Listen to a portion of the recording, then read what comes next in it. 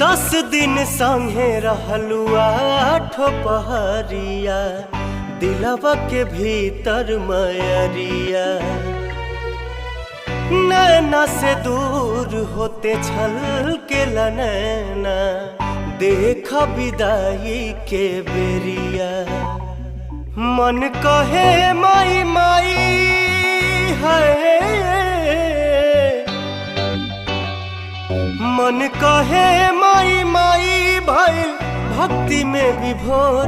हाँ भक्ति में विभोर, हथवा से छूटत नइखे अचरा के कोर, अचरा के कोर, अचरा के कोर।